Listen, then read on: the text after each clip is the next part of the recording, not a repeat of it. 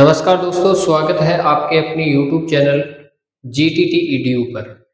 तो जैसा कि आपको पता है कि इस चैनल के माध्यम से साइंस की क्लासें रेगुलर आ रही हैं, मैथ की जो क्लासें हैं वो रेगुलर आ रही हैं, निरंतर आ रही हैं।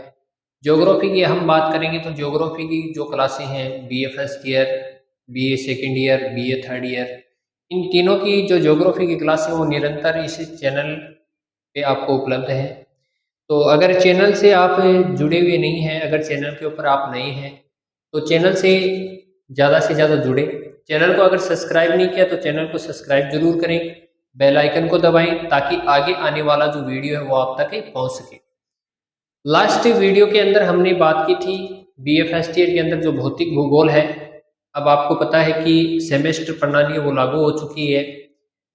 सेमेस्टर प्रणाली के दौरान आपकी क्या है, जैसे कि हम स्कूलों के अंदर बात कर लेते हैं तो अर्धवार्षिक जो परीक्षा है उसी प्रकार से सेमेस्टर प्रणाली के अंदर 6 महीने से एक जो एग्ज़ाम है वो आपकी कर दी गई है। तो उसके अंदर क्या है कि सेमेस्टर के अंदर जो, जैसे कॉलेज के अंदर हम बात करते हैं BA फर्स्ट ईयर के अंदर ज्योग्राफी की 2 बुक है, तो उसके अंदर एक जो बुक है उसी के 2 पार्ट कर दिए। सेमेस्टर के अंदर क्या है, जो फिजिकल ज्योग्राफी है तो फिजिकल ज्योग्राफी के क्या क्या कर दिया है, एक पार्ट के ही क्या है 2 पार्ट है वो करे दिए हैं। ठीक है, जो राजस्थान का भूगोल था BA फर्स्ट ईयर के अंदर वो हटा दिया गया है। फिजिकल ज्योग्राफी के क्या कर दिए गए, 2 पार्ट कर दिए गए। इसी प्रकार से हम बात करेंगे सेकंड सेमेस्टर के अंदर क्या है, फिजिकल ज्योग्राफी की क्या है सेकंड पार्ट है वो आएगा। थर्ड सेमेस्टर की अगर बात करेंगे तो थर्ड सेमेस्टर के अंदर, जैसे कि हम पहले बोलते थे BA सेकेंड ईयर, अब उसे थर्ड सेमेस्टर बोलते हैं। तो थर्ड सेमेस्टर के अंदर जो मानव भूगोल है वो आने वाला है, इसके बाद में संसाधन भूगोल है वो आने वाला है फोर्थ सेमेस्टर। तो हम बात करेंगे संसाधन भूगोल। तो हम इसकी बात करते हैं, तो ये संसाधन भूगोल की अगर हम चर्चा करेंगे तो इसके अंदर हम देखते हैं ये हमारा जो फोर्थ सेमेस्टर है, फोर्थ या सेमेस्टर, अगर हम बात करेंगे तो BA second year, BA second year, BA second year संसाधन भूगोल की हम चर्चा कर रहे हैं, जिसको सेमेस्टर अगर हम बोलेंगे तो फोर्थ सेमेस्टर हो जाएगा। और क्लास की अगर हम बात करेंगे तो BA सेकेंड ईयर की जो क्लास है उसकी बुक की अगर हम चर्चा करेंगे तो आज उसकी चर्चा करने वाले हैं। तो चैनल के ऊपर नए हैं तो चैनल को सब्सक्राइब भी करें, अपने दोस्तों के साथ में, अपने मित्रों के साथ में इस वीडियो को ज़्यादा से ज़्यादा शेयर करें ताकि उनको भी क्या है इस क्लास का जो फायदा है वो मिल सके।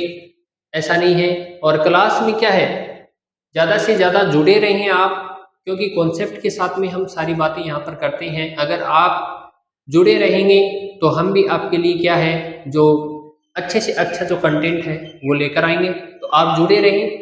अब हम देखो आज चर्चा करने वाले हैं संसाधन भूगोल का अर्थ। संसाधन भूगोल का अर्थ क्या है, इसके ऊपर आज हम चर्चा करने वाले हैं। संसाधन भूगोल होता क्या है उसके ऊपर आज हम चर्चा करने वाले हैं।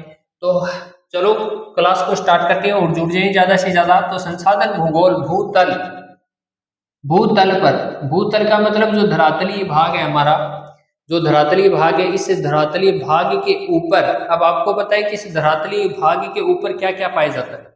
इस धरातलीय भाग के ऊपर सब कुछ है, ठीक है, जैसे नदी भी है, पहाड़ भी है, ठीक है, महासागरीय भाग भी है, ठीक है। इसके बाद क्या है, समतल मैदान भी यहाँ पाए जाते हैं, जीव जंतु भी यहाँ पाए जाते हैं, पशु पक्षी है, ठीक है, और मानव भी है वो क्या इसी धरातलीय भाग के ऊपर क्या है निवास करता है।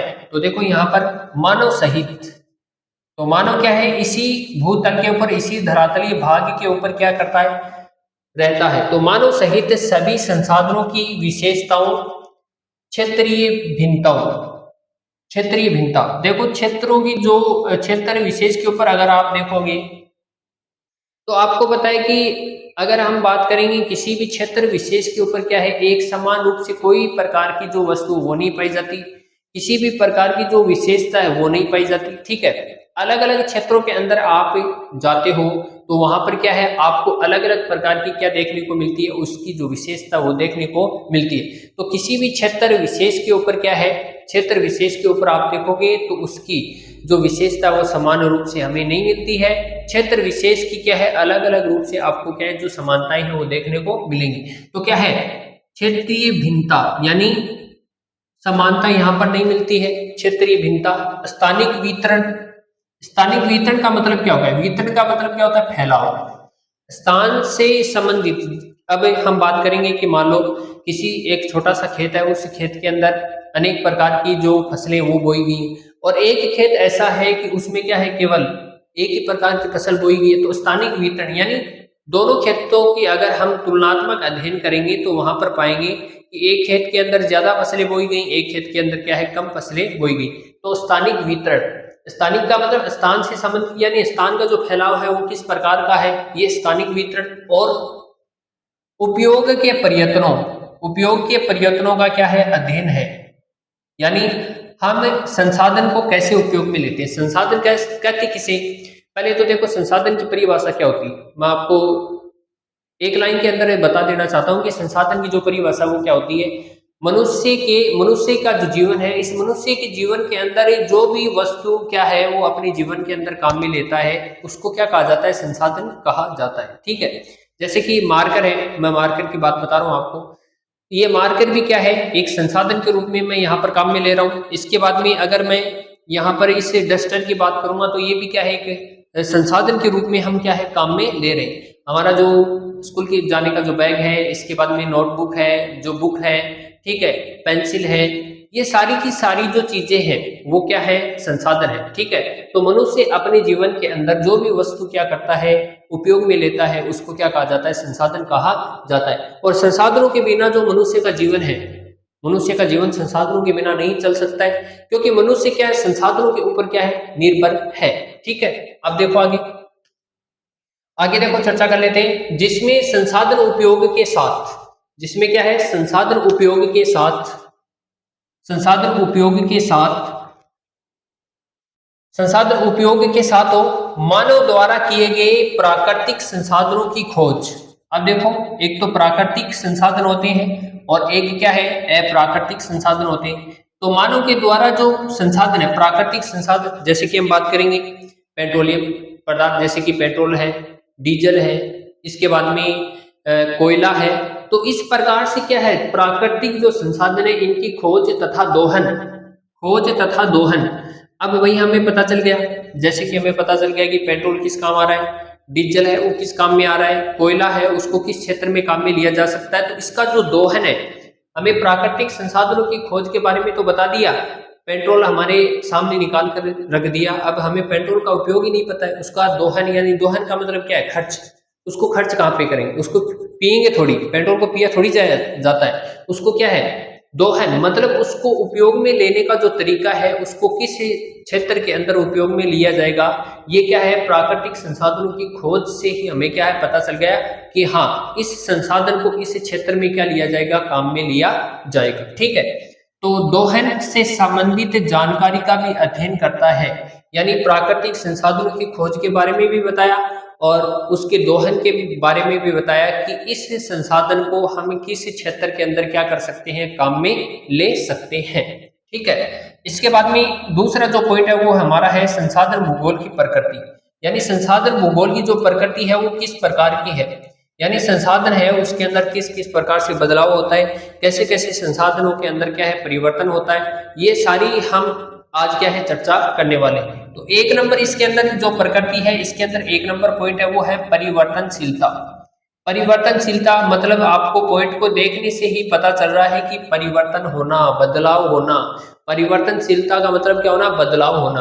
तो संसाधनों के अंदर क्या बदलाव हो सकता है, हाँ बिल्कुल हो सकता है, जैसे कि जैविक अजैविक जो संसाधन है वो क्या है, उनके अंदर बदलाव होता है, वो परिवर्तनशील है। तो देखते हैं क्या बता रहा है इसमें।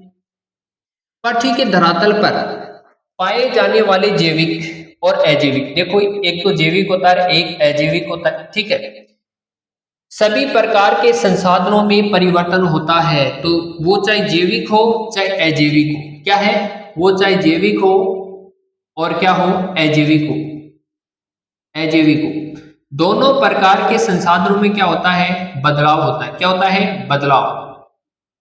बदलाव या क्या होता है, परिवर्तन होता है, परिवर्तन होता है। जैसे कि हम बात करेंगे, एक बेंच है हमारे पास जो बैठने की, और हमारा जो बैग रखते हैं वो बेंच है, ठीक है, कुर्सी है हमारे पास में, और लकड़ी की बनी है कुर्सी।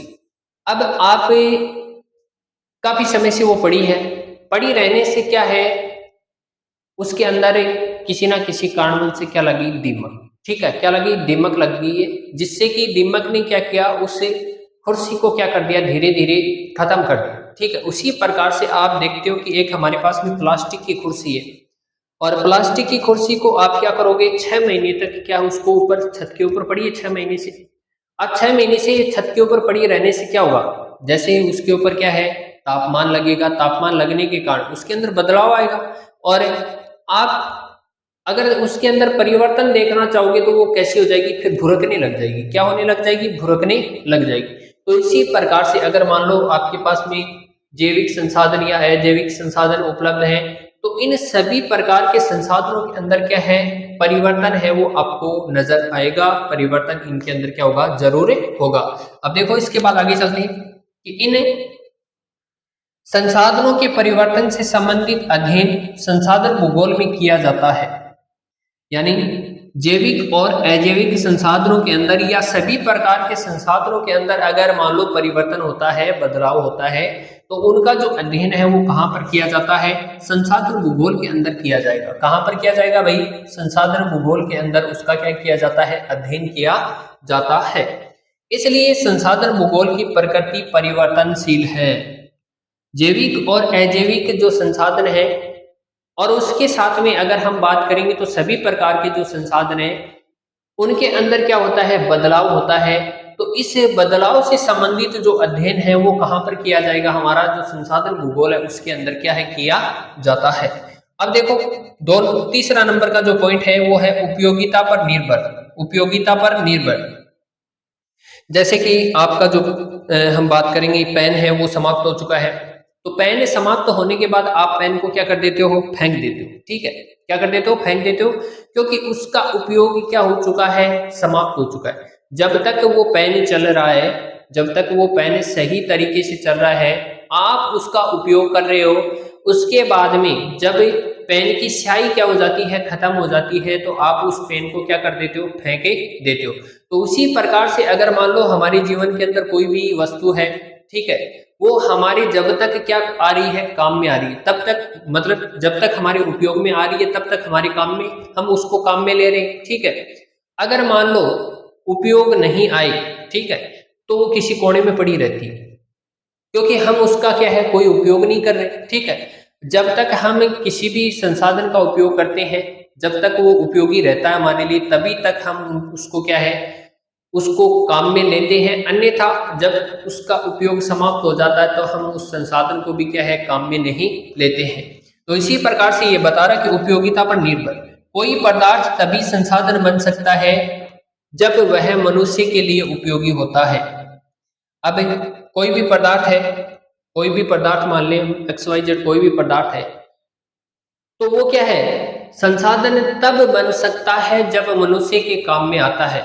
अब मान लो किसी कोने में पड़ा है, वो क्या है, मनुष्य के काम में नहीं आ रहा, तो वो संसाधन थोड़ी बनेगा, नहीं, वो संसाधन नहीं बन सकता है।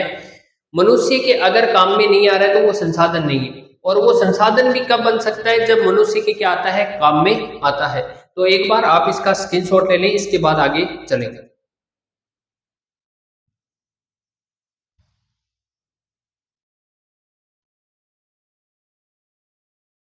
उम्मीद है आपने स्क्रीनशॉट ले लिया होगा। तो आप ज़्यादा से ज़्यादा जुड़ने का प्रयास करें, ठीक है, क्योंकि कॉन्सेप्ट के साथ में यहाँ पर हम सारी बातें करते हैं। और अगर हम चर्चा करेंगे तो आपके जो संपूर्ण कोर्स के ऊपर अगर हम बात करेंगे तो आपका जो संपूर्ण कोर्स है वो यहाँ पर करवाया जाएगा।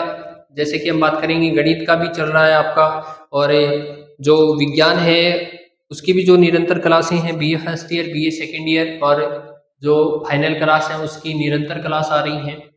तो आप ज़्यादा से ज़्यादा इस चैनल से जुड़ें, हम यहाँ पर आपको संपूर्ण कोर्स है वो करवाएंगे। अब इसके बाद देखो आगे, स्क्रीनशॉट ले लो, अगर स्क्रीनशॉट नहीं लिया तो जल्दी से। देखो एक बार फिर देख लेते हैं हम, क्योंकि संसाधन भूगोल का हमें जो पहली क्लास है वो स्टार्ट कर रहे हैं यहाँ पर, तो हमें अच्छे से समझना है इसको, ठीक है। और पढ़ते समय आप क्या है यहाँ पर ध्यान रखें, जो भी बात बताई जाए उसको क्या है अच्छी तरीके से सुने। सुनने से क्या है हमेशा क्या होता है अच्छे से याद होता है, तो आप इसको सही से सुने। तो संसाधन भूगोल का अर्थ देखेंगे क्या होता है, ठीक है। संसाधन भूगोल भूतल, जैसा कि मैंने आपको बताया कि भूतल का मतलब क्या है, धरातलीय भाग। तो धरातलीय भाग के ऊपर आपको पता है कि धरातलीय भाग के ऊपर मनुष्य भी निवास करते हैं, जीव जंतु भी रहते हैं, पशु पक्षी भी हैं, ठीक है।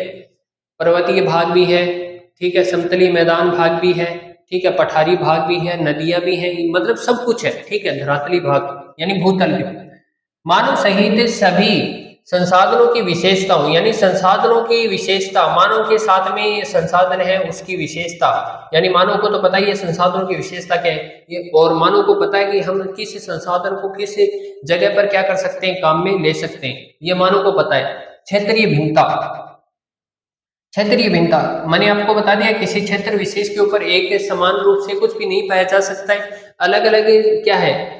अगर क्षेत्र की बात करेंगे तो क्षेत्रों के अंदर अगर हम देखेंगे तो अलग अलग प्रकार से क्या है उनके अंदर जो विभिन्नता वो क्या है पाई जाती है। स्थानिक वितरण की अगर हम बात करेंगे, स्थानिक वितरण की अगर हम बात करेंगे तो स्थानिक वितरण देखते तो किसी स्थान विशेष के ऊपर फैलाव देखेंगे, और उपयोग के प्रयत्नों का अध्ययन है। उपयोग यानी उसका जो हमें उपयोग है वो किस क्षेत्र के अंदर किस प्रकार से करते हैं, जिसमें संसाधन उपयोगी के साथ हो मानव द्वारा किए गए प्राकृतिक संसाधनों की खोज। तो मनुष्य के द्वारा क्या है प्राकृतिक जो संसाधन है उनकी खोज की गई है, और प्राकृतिक संसाधनों की खोज के साथ में ही उनका दोहन यानी उनका उपयोग है वो हम किस क्षेत्र में कर सकते हैं, ये उनके द्वारा क्या है बताया गया है।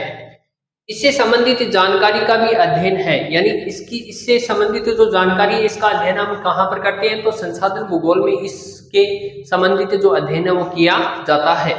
इसके बाद में इसके अंदर जो पॉइंट है जो वो पढ़ते हैं संसाधन भूगोल की प्रकृति। तो इसमें जो पहला पॉइंट है वो है परिवर्तनशीलता। तो परिवर्तनशीलता से आपको यहाँ पर पता चल रहा है कि बदलाव, यहाँ पर प्रमुख रूप से इसके अंदर क्या हो रहा है बदलाव। तो पृथ्वी के धरातल पर पाई जाने वाले जैविक व अजैविक, यानी दोनों प्रकार के जो संसाधन है जैविक और अजैविक, सभी प्रकार के संसाधनों में परिवर्तन होता है, यानी सभी प्रकार के जो संसाधन है उनके अंदर क्या होता है बदलाव होता है। इन संसाधनों के परिवर्तन से संबंधित अध्ययन है वो संसाधन भूगोल में किया जाता है, यानी जैविक और अजैविक प्रकार के संसाधन है और सभी प्रकार के जो संसाधन है जिनके अंदर क्या हो रहा है बदलाव हो रहा है, उनसे संबंधित जो अध्ययन है वो यहाँ पर हमारे संसाधन भूगोल के अंदर किया जाता है, ठीक है। इसके बाद देखो इसलिए संसाधन भूगोल की प्रकृति क्या है परिवर्तनशील है, यानी उनके अंदर बदलाव क्या होता ही रहता है, ठीक है। इसके बाद में अगला जो पॉइंट है हमारा वो है उपयोगिता पर निर्भर, यानी कोई पदार्थ तभी संसाधन बन सकता है जब वह मानव मनुष्य के लिए क्या है उपयोगी होता है, मानव के लिए उपयोगी होता है। मान लो कि क्या है मैंने आपको इसके उदाहरण है वो दे दिए हैं।